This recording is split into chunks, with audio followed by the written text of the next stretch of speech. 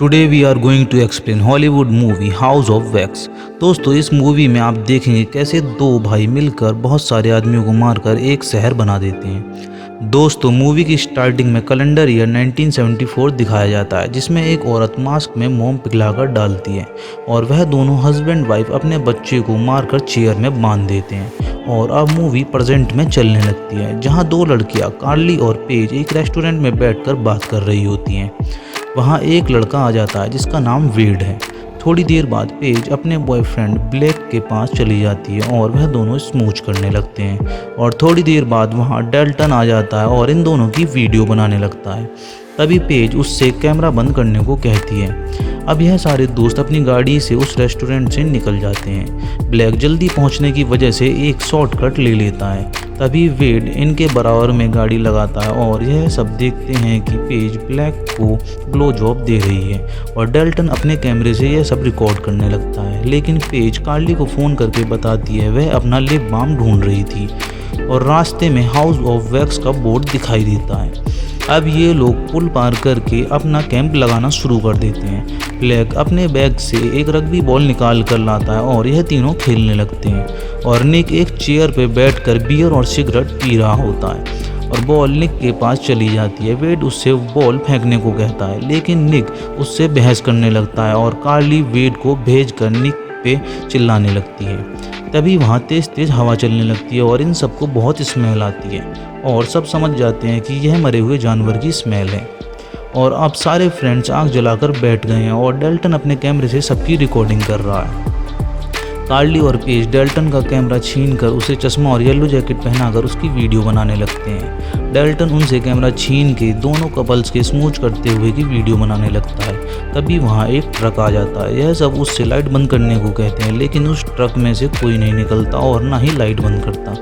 तभी निक उसकी हेडलाइट फोड़ देता और थोड़ी देर बाद ट्रक वहाँ से चला जाता है। अब यह लोग अपने अपने कैंप में सोए हुए हैं। कार्ली को एहसास होता है कि उनके कैंप के पास कोई है और वह उठ जाती है। कार्ली उस आदमी को देखने के लिए कैंप के बाहर निकलती है और अब वह डर डर के गाड़ी के पीछे जाती है। जैसे ही वह पलटती है उसे पीछे वेड दिखाई देता है और वह डर जाती है और दोनों जाकर कैंप में सो जाते हैं। अगले दिन ब्लैक सबको उठाता है और यह सब अपना सामान पैक करके गाड़ी में रख रहे होते हैं। इधर पेज और कार्ली पेड़ के पीछे अपने कपड़े बदल रही होती हैं। तभी उन्हें फिर से वो स्मेल आने लगती है। कार्ली पेज को जंगल की तरफ ले जाने लगती है। इधर वेड अपनी गाड़ी स्टार्ट करता है, लेकिन उसकी गाड़ी की फैन बेल्ट टूट जाती है। अचानक कार्ली ऐसी जगह गिर जाती है जहाँ बहुत सारे मरे हुए जानवर पड़े हैं और उसे वहाँ एक हाथ दिखाई पड़ता है। तभी एक आदमी ट्रक लेकर वहाँ आता है और मरे हुए जानवरों को वहाँ फेंकने लगता है। कार्ली उससे पूछती है, क्या तुम्हें वो हाथ नहीं दिख रहा? वो आदमी जानवरों के ऊपर चढ़कर वो हाथ उखाड़ देता है और वेड उससे फैन बेल्ट मांगता है, लेकिन वह कहता है मेरे पास 15 नंबर की बेल्ट नहीं है और यहाँ से 15 माइल दूर एम्ब्रोस सिटी में गैस स्टेशन पर वो फैन बेल्ट मिल जाएगी। वह उन्हें लिफ्ट देने के लिए राजी हो जाता है। वह आदमी कार्ली और वेड को एक नदी के पास छोड़ देता है और नदी पार करेंगे ही वह लोग एम्ब्रोस सिटी में पहुंच जाएंगे। अब वेड और कार्ली एम्ब्रोस सिटी में पहुंच जाते हैं, लेकिन उन्हें वहां कोई नहीं दिखाई देता और वह गैस स्टेशन के ओनर को ढूंढने लगते हैं। और वह दोनों गैस स्टेशन के ऑनर को ढूंढने के लिए चर्च में जाते हैं, लेकिन वहाँ किसी का फ्यूनरल चल रहा होता है, इसलिए वो दोनों चर्च के बाहर आ जाते हैं। तभी एक आदमी चर्च के बाहर आता है और उनसे आधा घंटा वेट करने को बोलता है। यह दोनों वहाँ नहीं रुकते और हाउस ऑफ वैक्स में चले जाते हैं। वहाँ उन्हें बहुत सारे पुतले बने हुए दिखते हैं। तभी वेड एक डॉग को स्टैचू समझकर उसके पास जाता है। वह डॉग उस पर भौंकता है और वेड डर जाता है। और अब कार्ली एक मिरर साफ करती है। तभी उसे एक आदमी दिखाई देता है। वह वेड उस आदमी को ढूंढने बाहर जाता है, लेकिन वहाँ उसे कोई नहीं मिलता और कार्ली एक स्टैचू से डर कर बाहर भाग जाती है। और अब ये दोनों गैस स्टेशन में घुस जाते हैं और फैन बेल्ट निकालने लगते हैं, लेकिन उन्हें वहाँ 15 नंबर की फैन बेल्ट नहीं मिलती। तभी गैस स्टेशन का मालिक आ जाता है और उनसे कहता है कि 15 नंबर की फैन बेल्ट मेरे घर पर रखी है और इन दोनों को अपने घर ले जाता है। वेड उस आदमी से बाथरूम यूज़ करने के लिए पूछता है। वह कार्ली को कार में बैठाकर वेड को अपने घर में ले जाता है। इधर निक और डेल्टन भी गाड़ी लेकर इनके पास आ रहे हैं। वेड को एक कमरे में बहुत सारे मास्क और इक्विपमेंट दिखाई देते हैं और अचानक रूम में अंधेरा हो जाता है और गेट बाहर से लॉक हो जाता है। तभी एक आदमी नीचे से वेड का पैर काट देता है। ज़्यादा देर होने के कारण कार्ली को शक हो जाता है और वह गाड़ी का हॉर्न बजाती है, लेकिन वेड तब भी बाहर नहीं आता और कार्ली पेज को फ़ोन करके एक वॉइस मैसेज छोड़ देती है और विंसेंट के आते ही गाड़ी को लॉक कर देती है। विंसेंट उससे गाड़ी खोलने को कहता है, लेकिन वो नहीं खोलती और गाड़ी स्टार्ट करके गाड़ी को एक जगह फंसा देती है और मौका मिलते ही वहाँ से भाग जाती है। और अब एक आदमी वेड को घसीट के ले जा रहा है और वह उसके कपड़े उतार के उसके इंजेक्शन लगा देता है और वेड के सारे घाव सिल देता है और उसके मुंह वैक्स कर देता है और वह वेड को एक अजीब सी मशीन में बैठाकर उसके पूरे शरीर को वैक्स कर देता है। इधर कार्ली अपने आप को बचाने के लिए चर्च में भाग जाती है। वहाँ उसे पता चलता है कि वह सारे आदमी पुतले हैं। तभी विंसेंट भी उसे ढूंढता हुआ वहाँ आ जाता है और कार्ली उससे बचकर वहाँ से भाग जाती है, लेकिन वो उसे थोड़ी दूर भागकर पकड़ लेता है और स्टेशन में एक चेयर पे बांध देता है। तभी निक और डाल्टन भी उस गैस स्टेशन पर आ जाते हैं, लेकिन वो कार्ली के गले पर चाकू लगाकर उसका मुंह बंद करा देता है और थोड़ी देर बाद निक और डाल्टन दूसरे स्टोर पर चले जाते हैं। तब तक वो कार्ली के लिप्स में फेविक्विक लगाकर चिपका देता है और बो को गैस स्टेशन पर देखकर निक उससे कार्ली के और ब्रेड के बारे में पूछता है, लेकिन वह मना कर देता और कहता मैंने उन्हें नहीं देखा।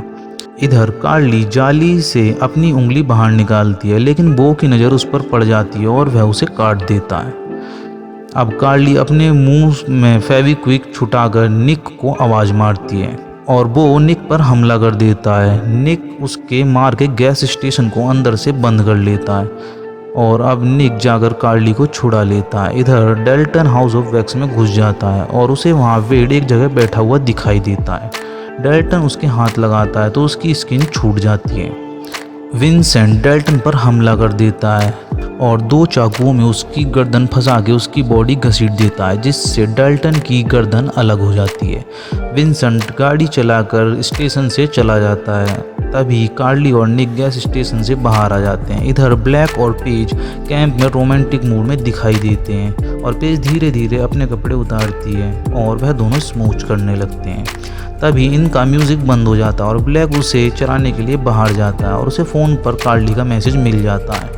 पेज कैंप की लाइट बंद करके उसमें लेट जाती है। तभी वहाँ विंसेंट आ जाता है और पेज उससे बच के कैंप के बाहर निकल जाती है। तभी उसे बाहर ब्लैक मरा हुआ दिखाई देता है। पेज भागकर गोडाउन में खड़ी एक गाड़ी में छुप जाती है। तभी विंसेंट उस गाड़ी में आ जाता है। पेज उसके मुंह पर डंडा मारकर दूसरी गाड़ी के पीछे छुप जाती है, लेकिन विंसेंट उसके एक डंडा फेंककर मारता है जिससे उसकी मौत हो जाती है और विंसेंट कैमरे से उसकी वीडियो बनाता है। तभी इनके ऊपर एक फायर होता है जिससे स्टोर का शीशा टूट जाता है और दोनों भाग के थिएटर में छुप जाते हैं।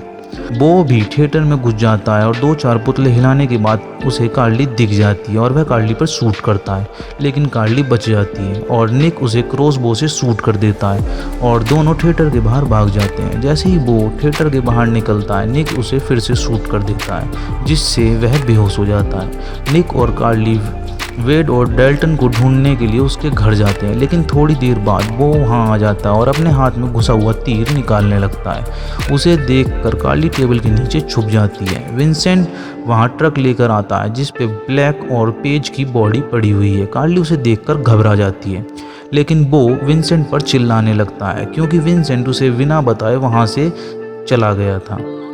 तभी वो एक फ़ोटो उठाता है जिससे उसे शक हो जाता है कि यहाँ कोई छुपा हुआ है और वह इन दोनों को इधर उधर ढूंढने लगता है। तभी अचानक निक कार्ली का मुंह दबाता है और वह दोनों एक अंडरग्राउंड रास्ते से एक मशीन के पास पहुँच जाते हैं जिसमें उन्हें डेल्टन बैठा हुआ दिखाई देता है। निक उसके मुंह से वह हेलमेट हटाने की कोशिश करता है, लेकिन डेल्टन का मुंह टूट जाता है। तभी वहाँ विंसेंट आ जाता है और यह दोनों आपस में लड़ने लगते हैं। निक वहाँ आग लगाकर वहाँ से भाग जाता है और जैसे ही यह दोनों ऊपर पहुँचते हैं, वो इनका इंतज़ार कर रहा होता है। यह दोनों आपस में लड़ने लगते हैं। वो निक के पैर में नाइफ घुसेड़ देता है जिससे निक घायल हो जाता है। तभी कार्ली बो को बेसबॉल के डंडे से मार देती है और अब धीरे धीरे हाउस ऑफ वैक्स में आग बढ़ने लगती है। तभी वहाँ विंसेंट आ जाता है और कार्ली का पीछा करने लगता है। कार्ली ऊपर जाकर एक रूम में छुप जाती है और विंसेंट रूम का गेट खोलकर उस रूम में घुस जाता है और निक भी ऊपर जाने के लिए जीने पर चढ़ता है, लेकिन उसका पैर जीने में घुस जाता है और थोड़ी देर बाद निक भी वहां पहुंच जाता है और ये दोनों आपस में लड़ने लगते हैं। विंसेंट निक को एक बेड पर दबा लेता है और तभी कार्ली निक के पैर में घुसा हुआ नाइफ निकालकर विंसेंट को मार देती है और अब हाउस ऑफ वैक्स बहुत तेज पिघलने लगा है। निक और कार्ली एक दीवार खोदकर उससे बाहर निकल जाते हैं। अगले दिन वहां पर पुलिस की बहुत सारी गाड़ियां दिखाई देती हैं। अब निक और कार्ली एक एम्बुलेंस में बैठे हुए हैं। तभी एक ऑफिसर इनके पास आता है और उन्हें ट्रूडी और सिनक्लेयर के बारे में बताता है, जो बहुत साल पहले यहाँ रहते थे और उनके 2 लड़के थे। वो एक ऐसी सिटी बनाना चाहते थे जहां उनके अलावा सब पुतले हों। ये दोनों एम्बुलेंस से वहां से जाने लगते हैं। तभी रास्ते में उन्हें वह आदमी दिखाई देता है जो इन्हें यहाँ छोड़ कर गया था। दोस्तों, इसी तरह मूवी का एंड हो जाता है। आपको मूवी का कौन सा पार्ट सबसे अच्छा लगा कमेंट बॉक्स में ज़रूर बताएं और आप चैनल पर पहली बार आए हो तो चैनल को सब्सक्राइब जरूर कर लें।